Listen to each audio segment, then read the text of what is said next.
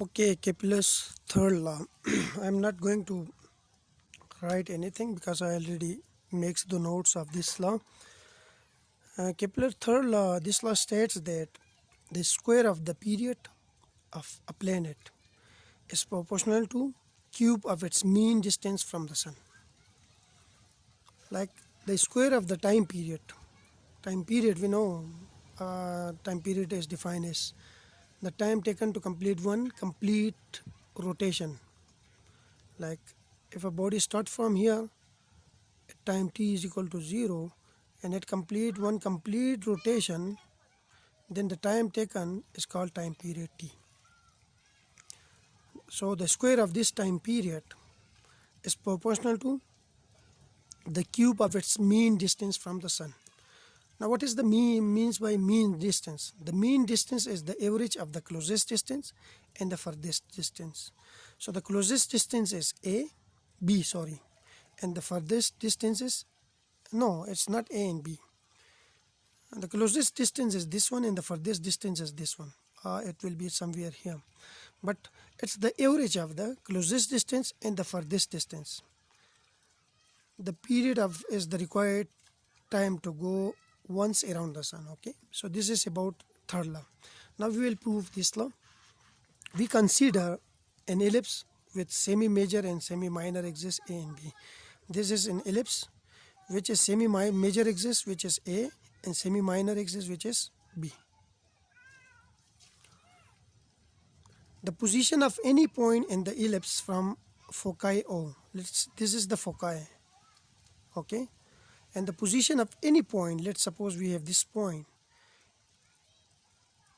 is given by two parameters. We need two parameters. One is this r, the distance from O foci to the particle or to the point, and the angle swept during this motion, which is theta.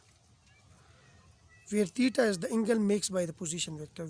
Theta is the main angle which is made by this position vector. I think up to this point you understand it. Now the equation of ellipse is, this is the equation of ellipse. L over r is equal to 1 plus epsilon cos of theta. Here we will define r we already know, it's the position of the particle from the foci. This is r. What is L? L is called semi-latus rectum. What is mean by semi-latus rectum?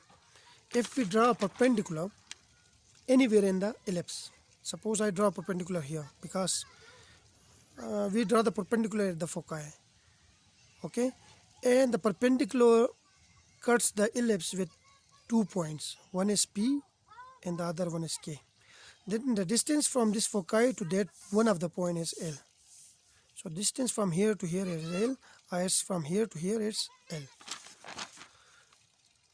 It is the perpendicular passing through foci at cut and cut ellipse at 2 point P and Q. Okay, so PQ, OP is L, and OP and OQ are same. So it means that PQ will be L plus L, which is 2L. Okay, and this is called latus rectum. L is semi-latus rectum because it's a half, and 2L is called latus rectum. And epsilon is called the eccentricity, which you people already know because your background is mathematics. You had a lot of knowledge about ellipse, hyperbola, parabola, circle, etc. So I'm not going to define each quantity. Now here I draw the figure again. We have the ellipse, sun at one of the foci. Here we have a point. Sun might be at this foci or at this foci.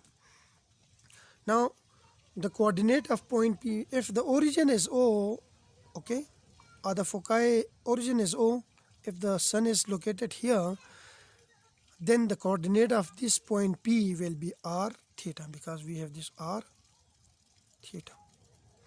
But if we shift the sun to this point, we shift the origin to O prime, to the another foci, because in ellipse we have two foci. Then we have another vector which we'll call it r prime, okay, and we have another angle which is theta prime. So the coordinate of the point P with respect to this origin O prime will be P r prime theta prime. Okay. Now if point P coincide to point Q, if point P coincide to this point here, like if we bring this point to this point, then we have, like, this is R prime. Okay, this is R prime and this is R prime plus R. So this is R prime, this R and this R, they are the same because foci are at the same distance from this corner. So this is R prime, this is R prime and this is R. So this is equal to this R. So that means that R prime plus this R will be equal to 2A, because from here to this H is the semi-major axis. Similarly, from here to this axis is semi-major axis A. So it's become 2A. So R prime plus R is equal to 2A. We prove this relation for point Q. We prove this relation by considering point Q. But this relation is valid for any point.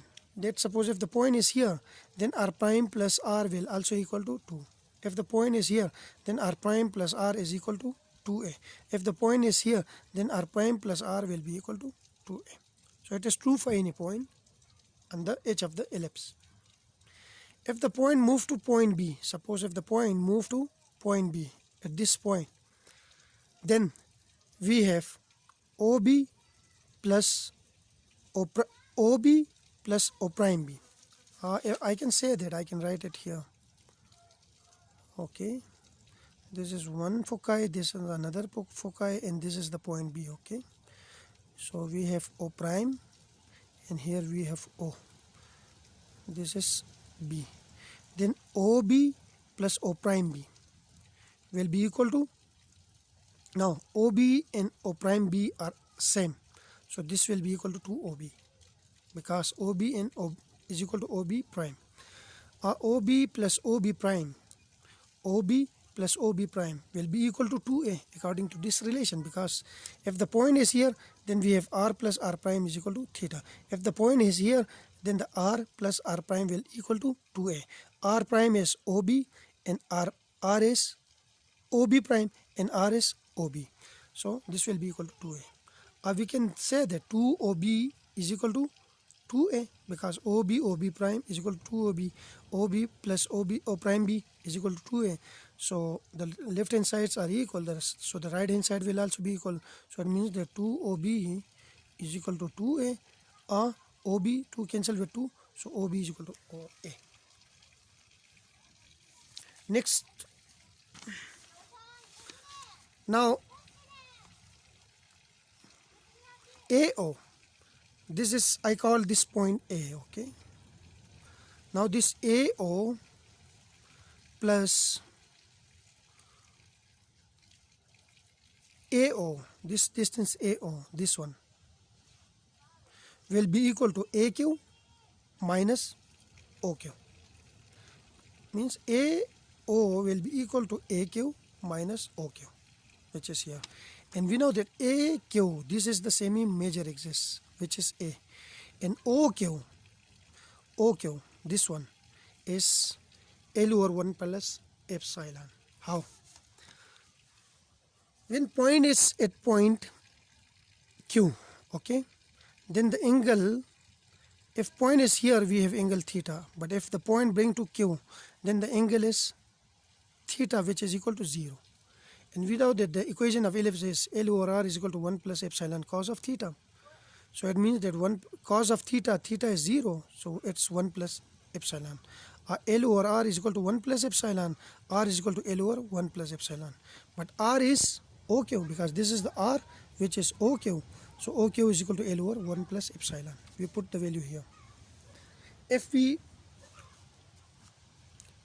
are at point S, suppose we bring the point from here to this S, then again the angle will be 180, because here the angle is 0. If you bring the point here, then it will sweep an angle 180.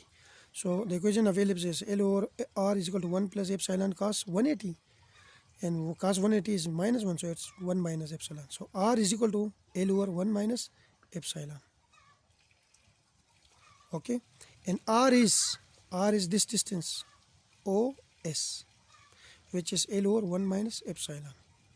Okay, now OQ plus OS, the distance from here to here and then from here to here, which is OQ plus OS, is basically what? 2 times A. This is A up to this point and this is A up to this point, 2A. So OQ is L over 1 plus epsilon, we already defined above, and OS is L over 1 minus epsilon is equal to 2A, or we can simplify it and get A is equal to L over 1 minus epsilon square. OQ is L over 1 plus epsilon, we already defined it above. So OQ is equal to, I multiply and divide this right hand side by 1 minus epsilon. So on the denominator we have 1 plus epsilon into 1 minus epsilon, which is equal to 1 minus epsilon square, and on the numerator we have L into 1 minus epsilon. So OQ is equal to what? A into 1 minus epsilon, because this L over 1 minus epsilon square is this A. So instead of this I put A, and we have this term. Now AO is equal to AQ, this one up to this one, AQ minus OQ. Then AO is equal to AQ, this is A, and we have OQ, which is A into 1 minus epsilon, this one. If we simplify it, we get AO is equal to A into epsilon. Now AB, we know that this is a right angle triangle, okay? AB, OAB is a right angle triangle. Then hypotenuse square, which is OB square, is equal to perpendicular square AB square and base square, which is AO square. Then AB, if we calculate the value of AB, which is OB square minus AO whole square, and OB is A square, we already defined it here, and AO is epsilon E, so its square is epsilon square E square, A square epsilon square. We simplify it, and AB is itself, AB is the semi minor axis, which is B. Okay, so we calculate B here. Now the time period is defined as time period is equal to area divided by areal velocity. Okay, this is the definition of time period. Area of an ellipse is pi AB, a semi major axis, a minor axis, and areal velocity we already defined it in the second law, which is constant, and its value is L over 2m. If we put it here and simplify and put all these things, we reach to this point. Now here, this term, which is 4 pi square m square L over L square, this is the semi lattice rectum, and this L is the angular momentum. Okay, all these quantities are constant, so it means that T square will be equal to constant time A square. So if there is a constant, so it means that T square is proportional to A cube. This is Kepler's third law, which is here. Where is Kepler's third law? I don't know where I put the... Yes, this is Kepler's third law.